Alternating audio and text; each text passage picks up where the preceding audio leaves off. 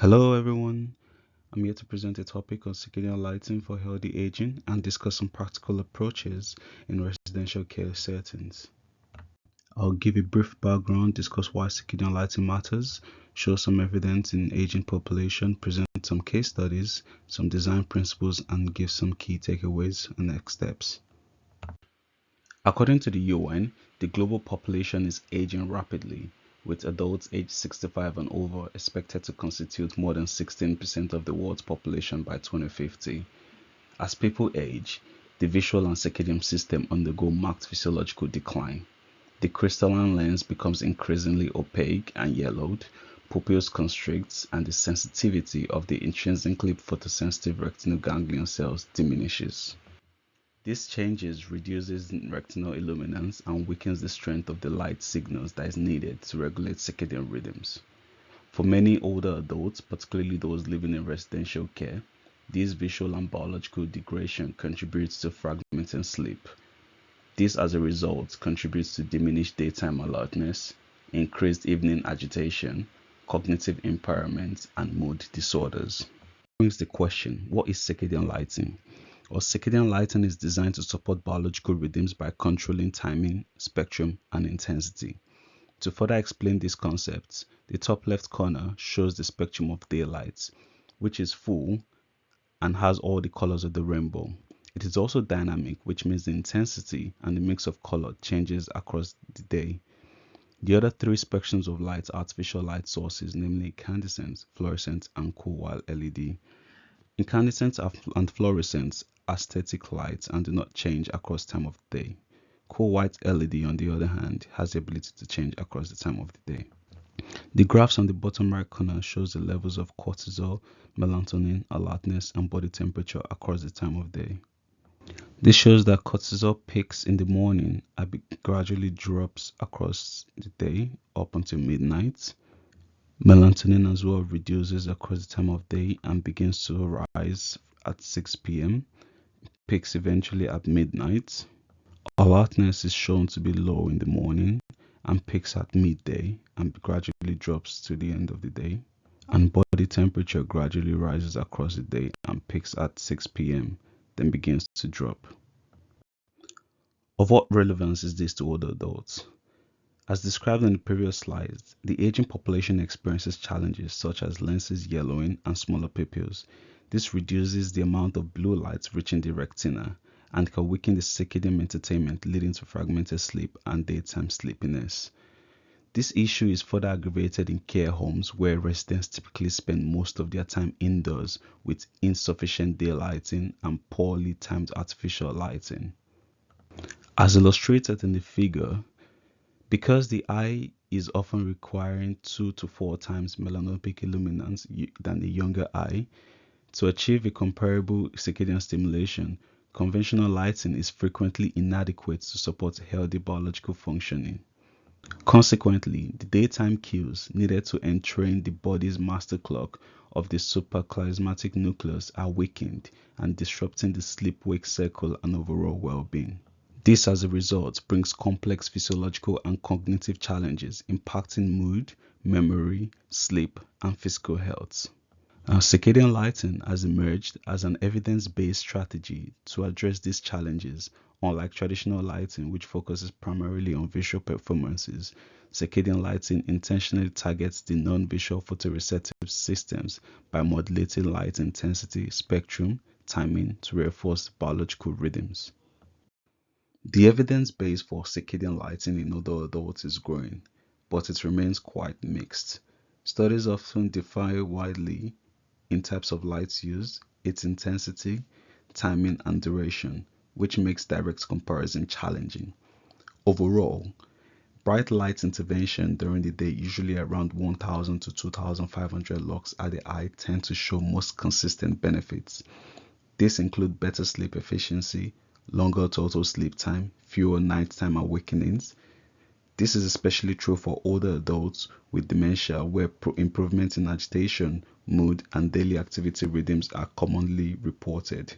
However, not all findings are positive. For instance, blue enriched lighting can sometimes improve daytime activity but worsen sleep at night, highlighting how sensitive older adults are to spectral distribution and timing. Dynamic or tunable lighting systems have shown potential, but results are inconsistent. What stands out is a very large variability between individuals, suggesting that personalized lighting strategies may be more effective than a one-size-fits-all approach. Furthermore, meta-analyses generally conclude the circadian aligned lighting helps with sleep, mood, and circadian rhythm stability, but they also emphasize that many studies suffer from weak reporting practices, small sample or short-term interventions. Many do not use biological relevant metrics such as melanopic EDI or circadian stimulus. Altogether, this evidence suggests that well-designed circadian lighting delivers strong daytime melanopic exposure and reduces nighttime light, which can meaningfully support well-being in older adults, especially when tailored to their needs and physiological changes. The following case studies illustrate real-world application of circadian lighting in residential care environments, highlighting both outcomes and implementation lessons. Liu et al. Study involved patients with dementia in residential care.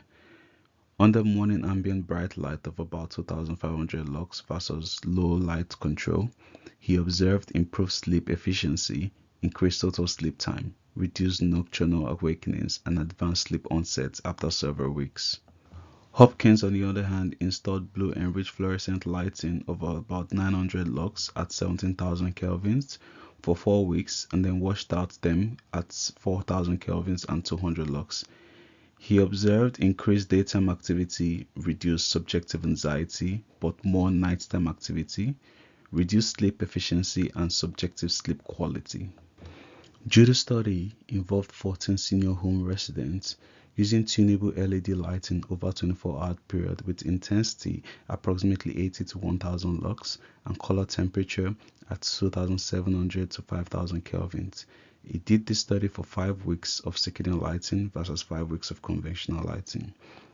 He found no significant group change in rest activity rhythms, cognition, or well-being, but larger inter-individual variation indicating need for personalization and larger trials.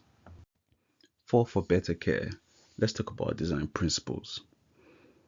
During the day, older residents need more than just enough lighting for seeing. They need sufficiently strong short wavelength light to activate the circadian system.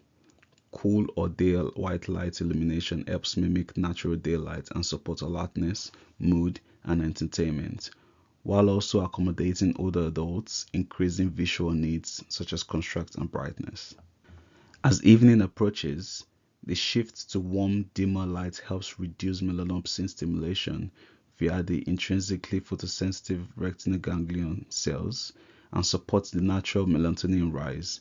A gradual dimming sequence helps signals the transition from day mode to night mode to support better sleep onsets. The rise of melatonin is important as it is the hormone that helps the body sleep better at night. Daylight exposure remains the most effective and natural way to support circadian entertainment. Design should prioritize daylight access where daylight is limited, for instance, rooms without windows or during darker seasons. Artificial lighting must be tuned appropriately to compensate if daylight is missing. Likewise, on lighting scheduling, consistency is key. Circadian supportive lighting is most effective when the light-dark schedule is regular and aligned with residents' routine. Unscheduled lighting changes, inconsistent use, or staff overrides may undermine the benefits. Finally, it is important not to sacrifice safety or visual comfort. Good color rendering index, glare control, uniformity, and addition task lighting preserve residents' ability to perform daily activities safely and comfortably while still supporting circadian health. Therefore, it's also important to balance circadian aims with visual comfort and safety. Key takeaways to conclude. Circadian lighting can meaningfully improve sleep, mood, and daily functions in older adults, but only when intensity, spectrum, and timing are correctly delivered and consistently applied. Treat lighting as one part of a holistic care strategy. Prioritize daylight, schedule automated day-night lighting, involve staff and use monitoring to personalize and maintain effectiveness. Thank you so much for listening. The QR code has a list of references for this presentation. Thank you once again.